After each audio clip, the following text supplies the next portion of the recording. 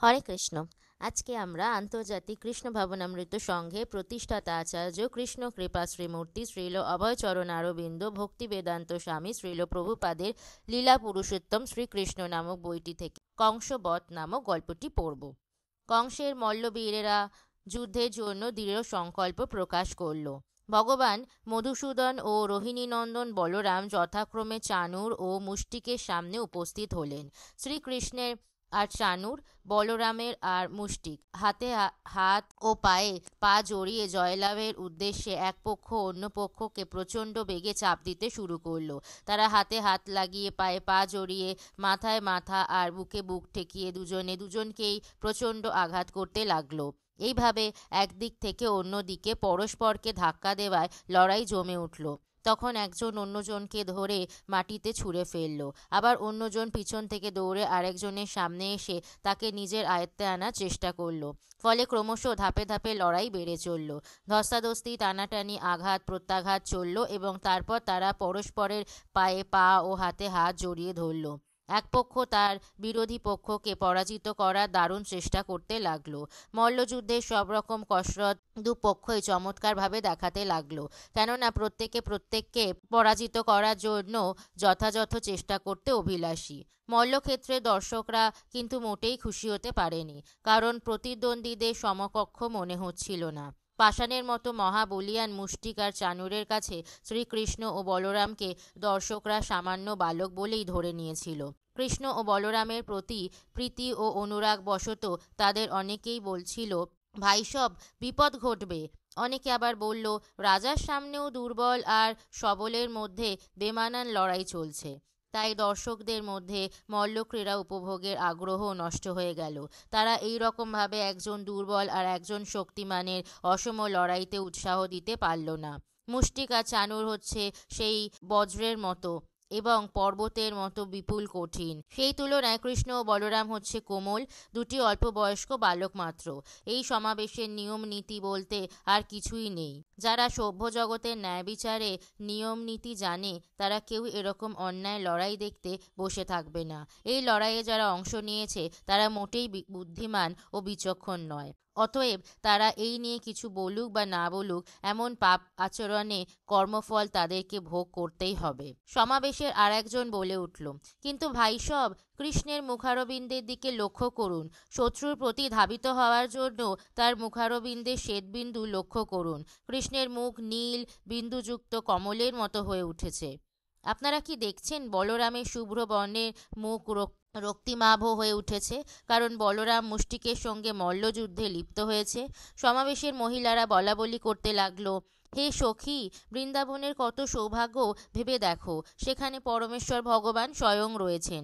তিনি সবসময়ই ফুল মালায় সুসজ্জিত হয়ে তার বড় ভাই শ্রী বলরামের সঙ্গে গোচারণে যান। তিনি সর্বদাই তার গোপসখাদের সঙ্গদান করেন এবং তার বংশীবাদন করেন। সর্বশ্রেষ্ঠ দেবতা সৃষ্টিকর্তা ব্রহ্মা ও দেবাদিদেব শিব এবং লক্ষ্মী দেবীর উপাস্য শ্রীকৃষ্ণ ও শ্রী বলরামের চরণকমল সর্বদা দর্শন লাভ করতে পারছেন। সেসব ব্রজবাসী তারাই সবচেয়ে ভাগ্যবান। ব্রজাঙ্গনাদের বিপুল পূর্ণ কর্মের পরিমাণ কেউ গণনা করতে পারে না।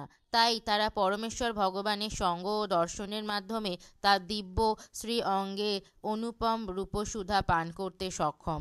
ভগবানের দিব্য রূপ অতুলনীয়। কেউই দেহরূপ লাবণ্যে ভগবানের চেয়ে শ্রেষ্ঠ অথবা তার সমকক্ষ নয়। শ্রীকৃষ্ণ ও শ্রী বলরাম হচ্ছেন ঐশ্বর্য, বীর্য, শ্রী, যশ, জ্ঞান ও বৈরাগ্যাদি সমস্ত সম্পদের আকর। গোপীরা এতই ভাগ্যবান যে তারা প্রাতকালে গোদহন, ধান্য থেকে তুষমোচন বা দধিমন্থন ইত্যাদি সারাদিন প্রাত্যহিক কাজের মধ্যে 24 ঘণ্টা শ্রীকৃষ্ণের দর্শন ও তাকে চিন্তা করতে পারেন। গৃহ ও গৃহাঙ্গন মার্জন করার সময়ও গোপ মায়েরা সবসময় কৃষ্ণ ভাবনায় আবিষ্ট থাকেন। বিভিন্ন জড়জাগতিক কাজে মগ্ন যে কোনো মানুষেরই কৃষ্ণ ভাবনা অনুশীলনে গোপীদের আদর্শ ও পন্থায় অনুসরণীয়। প্রতিক্ষণ কৃষ্ণ ভাবনায় আবিষ্ট ব্যক্তি কখনো জড় কলুষতার দ্বারা প্রভাবিত হন না। গোপীরা যোগ সিদ্ধির সর্বোত্তম স্তর পূর্ণ সমাধিতে অধিষ্ঠিত। ভগবদ্গীতায় প্রতিপন্ন হয়েছে যে, যিনি প্রতিনিয়ত শ্রীকৃষ্ণ চিন্তায় নিমগ্ন, সমস্ত যোগীর মধ্যে তিনি সর্বশ্রেষ্ঠ। এক মহিলা আর একজনকে বলল, হে সখী, গোপীদের কাজকর্মগুলোকেই সর্বশ্রেষ্ঠ পুণ্যকর্ম বলে গ্রহণ করতে হবে। তা না হলে প্রাতঃকালে শ্রীকৃষ্ণ যখন গোপসখা ও গাভীদের নিয়ে গোচারণে যান এবং সন্ধ্যায় প্রত্যাবর্তন করেন, তখন তার মধুর বংশীবাদন ও হাস্যোজ্জ্বল মুখ প্রায় সকল সময়ই দর্শন করার সৌভাগ্য তাদের পক্ষে কি করে সম্ভব হতো। সকল জীবের অন্তর্যামী ভগবান শ্রীকৃষ্ণ সেই সমাবেশে উদ্বিগ্ন চিত্ত মহিলাদিগের জন্য চিন্তিত হয়ে আর মল্লক্রীড়া না চালিয়ে চানুর মুষ্টিক আদি মল্লযোদ্ধাদের তখনই নিধন করতে মনস্থির করলেন। বসুদেব ও দেবকী, নন্দ মহারাজ, যশোদাদি, শ্রীকৃষ্ণ ও বলরামের পিতামাতারাও উদ্বিগ্ন হয়েছিলেন, কারণ শ্রীকৃষ্ণ ও শ্রী বলরামের অসীম শক্তির কথা তারা জানতেন না। পরমেশ্বর ভগবান শ্রীকৃষ্ণ যেভাবে চানুরের সঙ্গে মল্লক্রীড়া করছিলেন, শ্রী বলরামও ঠিক সেভাবেই মুষ্টিকের সঙ্গে মল্লক্রীড়া করছিলেন। তখন শ্রীকৃষ্ণকে অত্যন্ত ক্রুদ্ধ মনে হলো। তিনি অবিলম্বে চানুরকে সবলে 3 বার ঘুষি মারলেন। চানুরকে বিস্ময়াবিষ্ট দর্শকেরা ভীষণভাবে ধাক্কা খেতে দেখল। অবশেষে চানুর বাজ পাখির মতো 2 হাত মুষ্টিবদ্ধ করে ভীষণভাবে শ্রীকৃষ্ণের বুকে আঘাত করতে শুরু করলো। কিন্তু হাতি যেমন পুষ্পমালার আঘাতে বিচলিত হয় না, ভগবান শ্রীকৃষ্ণ তেমনি একটুও বিচলিত হলেন না। শ্রীকৃষ্ণ চকিতের মধ্যে চানুরের হাত দুটো ধরে তাকে চাকার মতো ঘোরাতে লাগলেন। এইভাবে ঘোরানোর ফলে চানুর প্রাণ হারালো। শ্রীকৃষ্ণ তখন তাকে মাটিতে ছুঁড়ে ফেলে দিলেন। ইন্দ্রের পতাকার মতো চানুর মাটিতে আছড়ে পড়ল এবং তার অলঙ্কার ভূষিত পোশাক পরিচ্ছদ চতুর্দিকে ছড়িয়ে পড়ল। মুষ্টিকও শ্রী বলরামকে ভীষণভাবে আক্রমণ করল, আর শ্রী বলরামও তাকে সবলে তেমনই পাল্টা আক্রমণ করলেন। মুষ্টিক কাঁপতে শুরু করলো আর তার মুখ থেকে রক্ত ও বমি বেরোতে থাকলো। হতাশ হয়ে মুষ্টিক প্রচণ্ড ঘূর্ণিঝড়ে ভেঙে পড়া গাছের মতোই মাটিতে লুটিয়ে পড়ল, আর তখনই তার প্রাণবায়ু বেরিয়ে গেল। এইভাবে 2 মল্লবীর নিহত হলে কূট নামে এক মল্লবীর এগিয়ে এলো। তৎক্ষণাৎ বলরাম তাকে বাহাতে ধরে হেলা ভরে হত্যা করলেন। তারপর শল নামে আরেকটি মল্লবীর এগিয়ে এলো। তখনই শ্রীকৃষ্ণ পদাঘাত করে তার মাথা ভেঙে দিলেন। তোষল নামে আরেকটি মল্লবীর এগিয়ে এলে তাকেও সেভাবে তিনি নিহত করলেন। এইভাবে শ্রীকৃষ্ণ ও শ্রী বলরামের হাতে বড় বড় মল্লবীরেরা নিহত হলে অবশিষ্ট মল্লবীরেরা প্রাণ ভয়ে সমাবেশ থেকে পালাতে শুরু করলো। সমস্ত গোপসখারা শ্রীকৃষ্ণ ও শ্রী বলরামের কাছে এসে সানন্দে বিপুলভাবে তাদের অভিনন্দন জানালেন। তারা সকলে যখন এই মল্ল বিজয়ের কথা আলোচনা করছিলেন, তখন ডুন্ডুবি বাদ্য বাজছিল এবং শ্রীকৃষ্ণ ও শ্রী বলরামের পায়ের ঝুমুরের শব্দ শোনা যাচ্ছিল। সমবেত জনগণের মধ্যে আনন্দের আর সীমা রইল না। তারা মহা উল্লাসে হাততালি দিতে শুরু করে দিল। উপস্থিত ব্রাহ্মণরাও উৎফুল্ল হয়ে শ্রীকৃষ্ণ ও শ্রী বলরামের প্রশংসা করতে শুরু করলো। একমাত্র কংসই সেখানে বিমর্ষ হয়ে বসে রইল।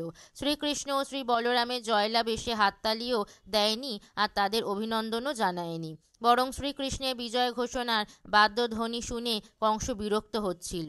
মল্লবীরেরা নিহত হওয়ায় এবং বাকিরা সেখান থেকে পালিয়ে যাওয়াতে কংস দুঃখিত হলো। তাই সে অবিলম্বে বাজনা বন্ধ করতে আদেশ দিয়ে তার বন্ধুদের উদ্দেশ্যে বলতে লাগলো, আমি বসুদেবের এই 2 পুত্রকে এখনই মথুরা থেকে বহিষ্কার করতে আদেশ দিচ্ছি।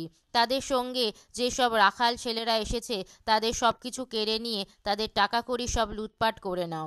নন্দ মহারাজকে এখানে বন্দি করে তার ধূর্ত ব্যবহারের জন্য তাকে হত্যা করা হোক এবং অবিলম্বে শয়তান বসুদেবকেও হত্যা করা হোক। আর সর্বদা আমার ইচ্ছার বিরোধী শত্রুদের সমর্থনকারী আমার পিতা উগ্রসেনকেও হত্যা করা হোক। কংস যখন এইভাবে কথা বলছিল, তখন ভগবান শ্রীকৃষ্ণ তার উপর অত্যন্ত ক্রুদ্ধ হয়ে মুহূর্তের মধ্যে তার দেহরক্ষীদের ওপর ঝাঁপিয়ে পড়লেন। শ্রীকৃষ্ণের এই আক্রমণের জন্য কংস প্রস্তুতি ছিল, কারণ প্রথম থেকেই সে জানত যে শ্রীকৃষ্ণই তার মৃত্যুর কারণ হবে। অবিলম্বে সে অসি কোষমুক্ত করল এবং বর্ম ও খড়গ দিয়ে শ্রীকৃষ্ণের আক্রমণের প্রত্যুত্তর দিতে প্রস্তুত হলো। কংস চতুর্দিকে অসি চালনা করতে শুরু করলে সর্বশক্তিমান ভগবান শ্রীকৃষ্ণ সবলে তাকে ধরে ফেললেন। বিশ্বম্ভর পদ্মনাভ ভগবান শ্রীকৃষ্ণ তৎক্ষণাৎ কংসের মস্তক মুকুটচ্যুত করে তার দীর্ঘ কেশরাশি মুঠোয় চেপে ধরলেন। তারপর কংসের কেশ আকর্ষণ করে তাকে সিংহাসন থেকে মল্লক্রীড়া মঞ্চে এনে তাকে নিচে নিক্ষেপ করলেন।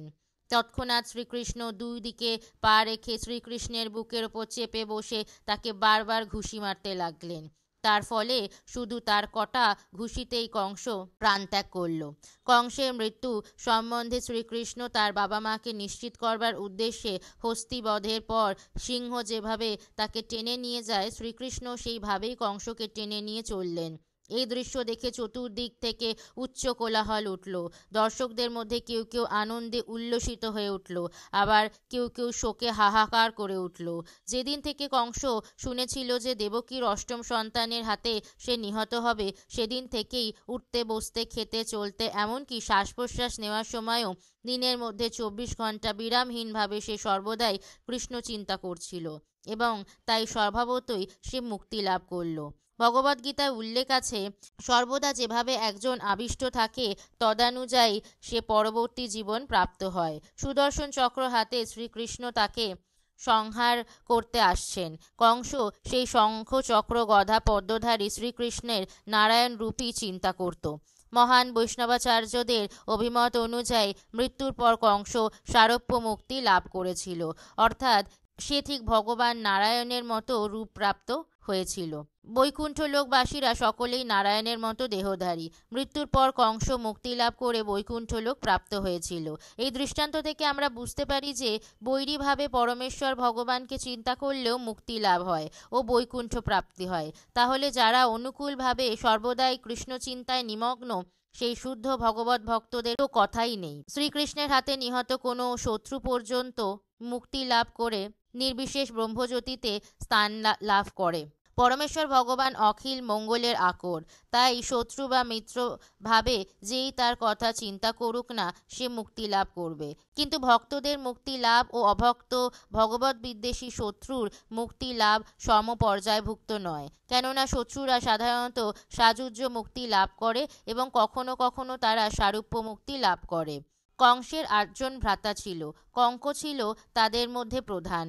জ্যেষ্ঠ ভ্রাতা কংসের মৃত্যুর সংবাদ পেয়ে ক্রুদ্ধ ভ্রাতারা সম্মিলিতভাবে শ্রীকৃষ্ণকে বধ করার জন্য ছুটে এলো। কংস ও তার ভ্রাতারা সকলেই ছিল শ্রীকৃষ্ণের মামা, তারা সবাই ছিল শ্রীকৃষ্ণের জননী দেবকীর ভাই। মাতুল বধ হচ্ছে বৈদিক অনুশাসন বিরোধী। শ্রীকৃষ্ণ বৈদিক অনুশাসনের ঊর্ধ্বে হলেও একমাত্র অনিবার্য কারণেই তিনি বৈদিক অনুশাসন লঙ্ঘন করেন। শ্রীকৃষ্ণ ছাড়া আর কেউ কংসকে বধ করতে পারত না, এই জন্যে শ্রীকৃষ্ণ তাকে বধ করতে বাধ্য হয়েছিলেন। আর কংসের অন্যান্য 8 জন ভাইকে বধের দায়িত্বভার শ্রী বলরাম গ্রহণ করেছিলেন। বলরামের মাতা রোহিণী বসুদেবের পত্নী হলেও তিনি কংসের ভগ্নী ছিলেন না, এই জন্য বলরাম কংসের 8 ভাইকে বধের দায়িত্বভার গ্রহণ করেছিলেন। অবিলম্বে তিনি একটি অস্ত্র নিয়ে হাতি যেমন একদল হরিণকে বধ করে, তিনিও সেইভাবে একের পর এক কংসের 8 ভাইকে বধ করেছিলেন। পরমেশ্বর ভগবান দেবতাদের চিরশত্রু পাপাত্মা অসুরদের নিধন ও পূর্ণাত্মাদের রক্ষার্থে জগতে আবির্ভূত হন। এইভাবে শ্রীকৃষ্ণ ও শ্রী বলরাম শাস্ত্রের বাণী সার্থক করেছিলেন। শ্রীকৃষ্ণ শ্রী বলরামকে অভিনন্দন জানিয়ে স্বর্গলোক থেকে দেবতারা তাদের উপর পুষ্পবৃষ্টি করতে শুরু করলেন। কংসের মৃত্যুতে দেবতাদের সঙ্গে ব্রহ্মা, শিব আদি দেবতারাও জয়োল্লাস করতে লাগলো।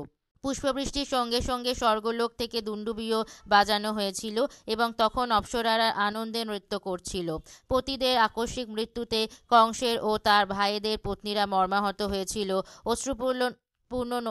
অশ্রুপূর্ণ লোচনে তারা ললাটে বারবার করাঘাত করছিল এবং পতির দেহ আলিঙ্গন করে তারা উচ্চ স্বরে বিলাপ করে বলছিল, হা করুণাময়, হা অনাথ বৎসল, তুমি নিহত হওয়ায় তোমার গৃহ ও সন্তান সহ আমরাও হত হলাম। তোমার মৃত্যুতে ধনুর্যজ্ঞাদি যে সকল শুভ অনুষ্ঠানের প্রচলন ছিল তা সবই শেষ হয়ে গেল। আমাদের এখন আর ভাগ্যবতী বলে মনে হয় না। হে প্রিয়তম পতি, তুমি নির্দোষদের প্রতি দুর্ব্যবহার করেছ, তার ফলে তুমি নিহত হয়েছ। এটাই অবশ্যম্ভাবী, কারণ নির্দোষকে যারা উৎপীড়ন করে প্রকৃতি অবশ্যই তাদের দণ্ড দান করেন। আমরা জানি শ্রীকৃষ্ণ হচ্ছেন স্বয়ং ভগবান, তিনি হচ্ছেন সর্বময় প্রভু, তিনিই পরম ভোক্তা। তাই যে তার কৃতিত্বকে উপেক্ষা করে সে কখনো সুখী হতে পারে না, এবং পরিশেষে তাকে অবজ্ঞা করায় তুমিও মৃত্যুমুখে পতিত হয়েছ। মাতুল পত্নীদের প্রতি কৃপাপরায়ণ শ্রীকৃষ্ণ তাদের যথাসম্ভব সান্ত্বনা দিতে লাগলেন। তারপর শ্রীকৃষ্ণের ব্যক্তিগত তত্ত্বাবধানে মৃতদের পরলৌকিক অন্ত্যেষ্টি ক্রিয়া সম্পন্ন হয়েছিল, কারণ শ্রীকৃষ্ণ ছিলেন মৃত রাজন্যবর্গের ভাগিনেয়। এই কার্য সম্পাদন করার পর শ্রীকৃষ্ণ ও শ্রী বলরাম অবিলম্বে কংসের কারাগারে বন্দী তার পিতা মাতা বসুদেব ও দেবকীকে মুক্ত করলেন। তারপর শ্রীকৃষ্ণ ও শ্রী বলরাম পিতা মাতার চরণে পতিত হয়ে তাদের প্রণাম করলেন। শ্রীকৃষ্ণকে পুত্ররূপে লাভ করায় দেবকী ও বসুদেবকে অনেক দুঃখ ক্লেশ ভোগ করতে হয়েছিল। বসুদেব ও দেবকী শ্রীকৃষ্ণের ভগবদ্গীতা সম্বন্ধে সম্পূর্ণ সচেতন ছিলেন। এই জন্যই শ্রীকৃষ্ণ তাদের পাদস্পর্শ করে প্রণাম করে অভিবাদন জানালে তারা তাকে আলিঙ্গন করে শুধু লীলা পুরুষোত্তম ভগবান শ্রীকৃষ্ণের বাণী শোনার জন্য দাঁড়িয়েছিলেন। সন্তান রূপে জন্মগ্রহণ করলেও বসুদেব ও দেবকী শ্রীকৃষ্ণের মহান স্বরূপ সম্পর্কে সর্বদাই সচেতন ছিলেন।